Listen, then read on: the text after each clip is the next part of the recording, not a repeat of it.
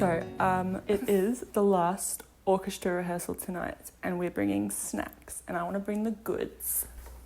So first on the agenda is cake. I did want to get carrot cake, but they didn't have it, so I got orange and poppy seed cake. I feel like they're in the same Venn diagram. I made cookies last week. My friend really liked them, so I'm making more cookies. And then strawberries were really cheap for some reason. I don't know why. So I got a few strawberries. This wasn't the original plan, but I thought it'd be cute to make chocolate covered strawberries. I also got oat bars because they're the only things I eat, and honey for my oats. I think I'm going to make the cookies first because they're really fast. I think that's a good idea. I really struggled to get out of bed today. I was on my phone a lot last night and I just felt so awful this morning, just physically. Like my head felt really cluttered and I don't know, I just felt hungover. And because I felt that way this morning, I was like, well, there's no point trying to have a good morning routine. I'm just going to spend more time on my phone and not think about it. And I found myself falling into this pattern a lot. So like I have this version of myself that I want to be in my head, and when I don't meet those marks, I feel so bad about myself. I realised the other day, so you know how 30 is like this big milestone and you spend your whole 20s thinking that by 30 you're going to have everything figured out and it'll all be fine. I realised the other day that I was sort of doing the same thing as a teenager for when I turned 20. Like if you had to ask me at like 14 what I'd be doing at 20 years old, I would have said, oh, I will have definitely have moved out. I'd be halfway through uni. I'd have a book published. I'd probably be really successful on YouTube. I just had such high... Where did you go?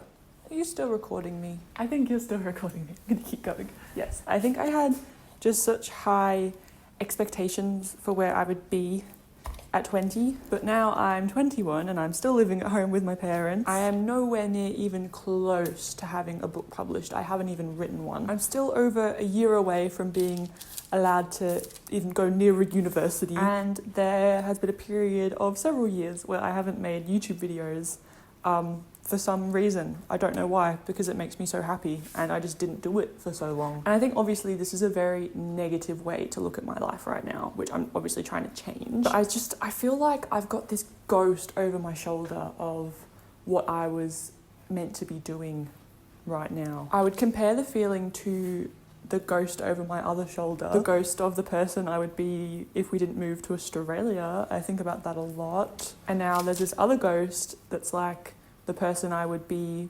if, I don't know, I want to say if I tried more, but I don't think in hindsight I could have done that. I think I do have to admit that the pandemic really affected me like it did with so many other people, and obviously there's no ideal time for a pandemic to hit in your life, but I do think that the timing of being 17, 18, you know, it's the time where you're finishing high school and you're meant to be making all the big decisions about what you're going to do next. I think missing out on that, at least in my experience, it really left me just with no idea of what I was supposed to do. I don't know what it is about myself where I have to be so critical towards myself every step of the way. And I think the fact that if you were to show my life trajectory over the past 3 years to my 13-year-old self, I don't know if she would be necessarily pleased, and I think that bothers me. I think the fact that I have spent 3 years working in a cafe and I have no qualifications apart from a pre-apprenticeship in electrical that inspired nobody to hire me, it bugs me. I feel the clock ticking and I feel like I've wasted these 3 years out of high school. I don't know. 3 eggs. You want 3 eggs of me? And I think, you know, with it being December and all, we're getting close to the end of the year. I really do think December is a really big time of reflection for me. It has been for a long time. New Year's Eve is my favourite holiday because it's just so exciting for one to count down to the end of the year. I think it's so cute that as humans we're celebrating another lap on our rock that we live on. That is so cute. But also I think it's such a hopeful time of year because everyone is in the mindset to improve. They're like, what can I do to make my life better? And I think there's a big culture around it that isn't necessarily the most, I don't know how to describe it. I think like there's quite a negative culture around New Year's resolutions. I think the classic stereotype of it is like, okay, it's January 21st. Huh? May can't do two things at once. I think what I'm trying to say is that there is such a big hype around New Year's resolutions to be so perfect from the 1st of January. But then if you don't achieve that, I feel like you sort of give up for the rest of the year until the next January where you can try again. I have definitely fallen into this pattern throughout my life. And it's kind of awful because it feels like you try for the first month, but then when it doesn't end up working, you throw the rest of the year away. And I think next year, I really want to focus on getting rid of that perfectionist all or nothing mindset. I feel like I'm coming towards the end of a chapter, and I feel like next year will be a good time to start focusing on closing this chapter. I want to leave COVID behind.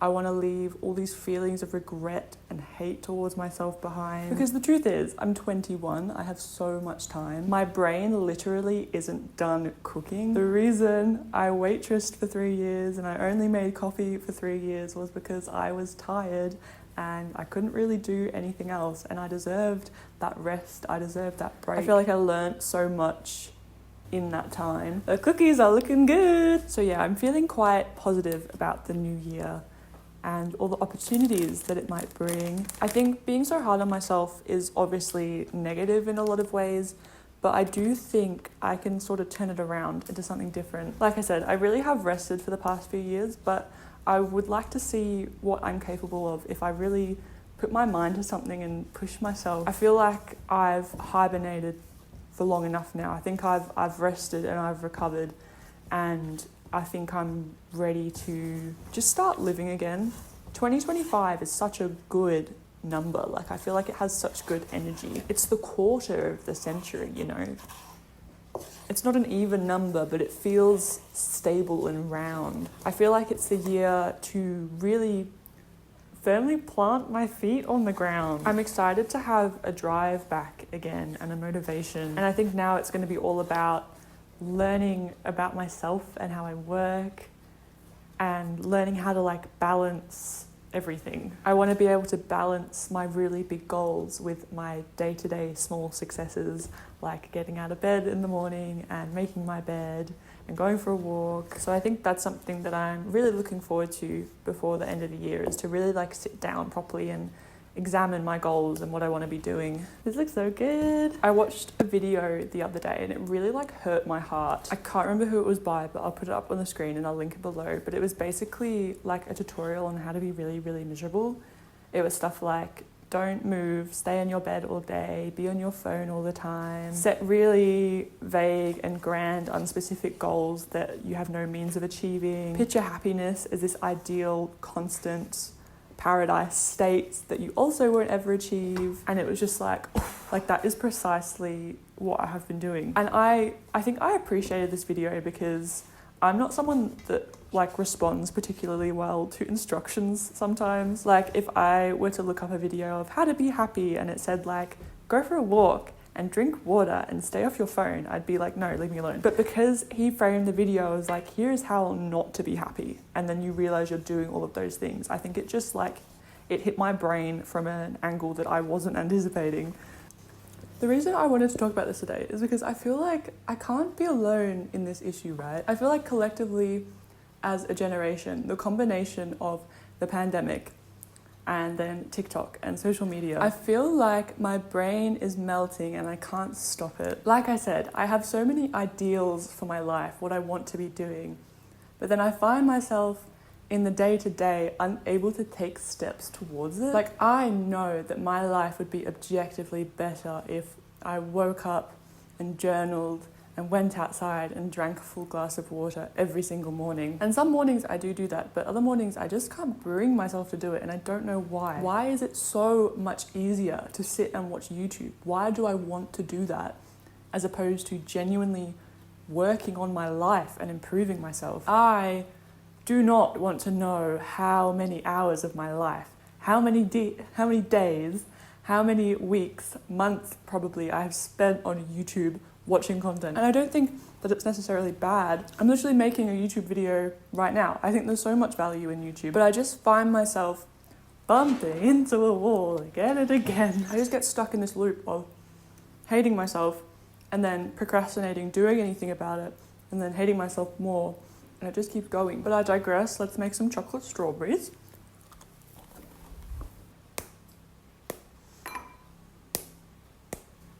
Ho ho ho ho.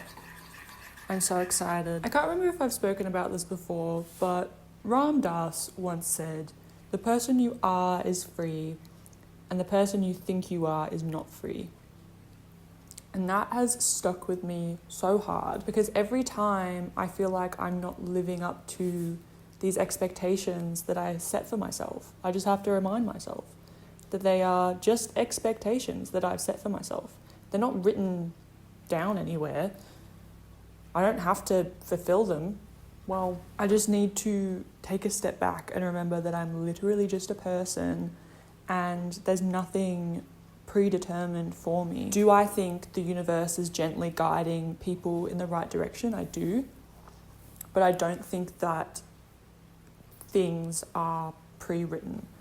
I think it's beautiful what he wrote in The Alchemist, Maktub. It is written, but I don't know. I'm not sure if I believe it personally. At least I don't think it's written from like the day you're born.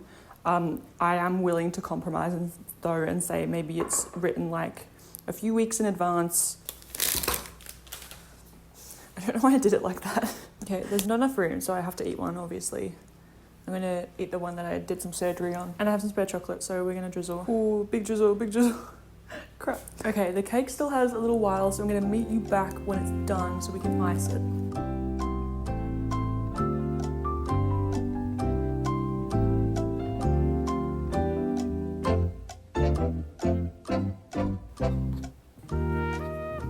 You know, I haven't journaled in a few days, so I think that's why we got the ramblings that we got today. Pretty good haul, if you ask me. Thank you for sitting through all my nonsense talks while I bake today. I hope everyone likes this food at orchestra. I'm going to go and do the dishes now. Thank you for watching. I'll see you in the next one.